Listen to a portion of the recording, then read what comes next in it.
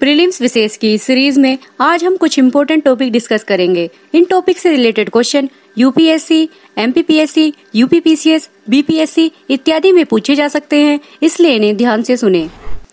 First topic निजी बैंकों की समीक्षा है। हाल ही में भारतीय रिजर्व बैंक द्वारा निजी क्षेत्रों के बैंकों के स्वामित्व, संचालन एवं कॉरपोरेट संरचना की समीक्षा के लिए एक समिति कार्य समूह का गठन किया गया है। भारतीय रिजर्व बैंक द्वारा इस 5 सदस्यीय आंतरिक कार्य समूह का गठन सेंट्रल बोर्ड के निदेशक पी.के. मोहंती की अध्यक्षता में किया गया है। यह कदम वर्ष 2020 की शुरुआत में आरबीआई तथा निजी क्षेत्र के बैंक कोटक महिंद्रा बैंक के बीच में प्रवर्तकों की हिस्सेदारी की समीक्षा के संबंध में अदालत के बाहर हुए समाधान की दृष्टि से महत्वपूर्ण है। आपको बता दें कि केंद्रीय बैंक द्वारा कोटक महिंद्रा बैंक की हिस्सेदारी को 26% पर सीमित करने की अनुमति दी गई, साथ ही वोटिंग के अधिकार की सीमा 15% तय की गई है। भारतीय रिजर्व बैंक के मौजूदा नियमों के तहत निजी क्षेत्र के बैंक के प्रवर्तक को 3 वर्ष में अपनी हिस्सेदारी को घटाकर 40%, 10 वर्ष में 20%, 15 वर्ष में 15% पर आवश्यक रूप से लाने का प्रावधान किया गया है। यह समिति 30 सितंबर 2020 तक अपनी रिपोर्ट प्रस्तुत करेगी। ऐसी आशा की जा रही है कि गठित समिति के पश्चात बैंकिंग लाइसेंस प्रणाली में पारदर्शिता को बढ़ावा मिलेगा। नेक्स्ट टॉपिक सोशल डिस्टेंसिंग को ट्रैक करने हेतु एआई आधारित प्रणाली है। भारतीय प्रौद्योगिकी संस्थान खड़गपुर के अनुसंधानकर्ताओं ने सार्वजनिक स्थानों पर सोशल डिस्टेंसिंग की निगरानी करने के लिए कृत्रिम बुद्धिमत्ता आधारित प्रणाली विकसित की है। अनुसंधानकर्ताओं ने एक ऐसा उपकरण विकसित किया है जो स्वतः ही 2 अथवा 2 से अधिक व्यक्तियों के बीच की दूरी का पता लगा सकता है और सोशल डिस्टेंसिंग के मानदंडों के उल्लंघन की स्थिति में ध्वनि के माध्यम से चेतावनी दे सकता है। आपको बता दें कि आईआईटी खड़गपुर के अनुसंधानकर्ताओं के अनुसार इस उपकरण को सस्ती और आसानी से उपलब्ध होने वाली हार्डवेयर सामग्री का उपयोग करके डिजाइन किया गया है और अनुसंधानकर्ताओं के मुताबिक यह उपकरण बाजार और मॉल समेत भीड़भाड़ वाले सभी स्थानों पर सोशल डिस्टेंसिंग के मानदंडों को बनाए रखने में मददगार साबित होगा।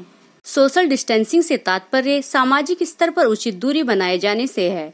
सभाओं में शामिल होने से बचना, सामाजिक, आर्थिक, राजनीतिक, सांस्कृतिक, धार्मिक और पारिवारिक कार्यक्रम के आयोजन से बचना ही सोशल डिस्टेंसिंग है। प्रत्येक व्यक्ति को किसी भी प्रकार के भीड़भाड़ वाले स्थानों पर नहीं जाना चाहिए। किसी व्यक्ति से बात करते समय हमें किसी भी प्रकार के शारीरिक स्पर्श से बचना चाहिए।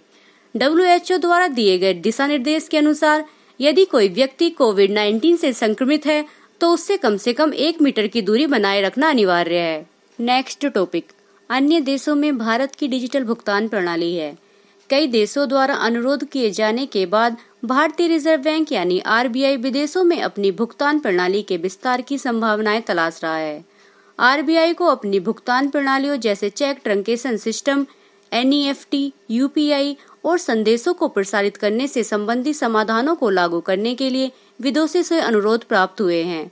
इसका एकमात्र कारण यह है कि भारत में कम लागत वाले नवीन डिजिटल भुगतान विकल्पों की उपलब्धता के कारण कई देशों ने भारतीय भुगतान प्रणाली में अपनी रुचि व्यक्त की है। चलिए देखते हैं कि भारत के बाहर भुगतान प्रणाली की उपलब्धता क्या है।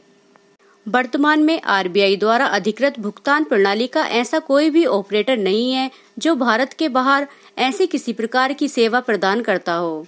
हालांकि CTS, national automatic clearing house यानी NACH और NEFT के सहयोग से भूटान के साथ एक क्रॉस कंट्री कोऑपरेशन पर कार्य किया जा रहा है। NEFT की सुविधा भारत से नेपाल में होने वाले एक तरफा अंतरण के लिए भी उपलब्ध है।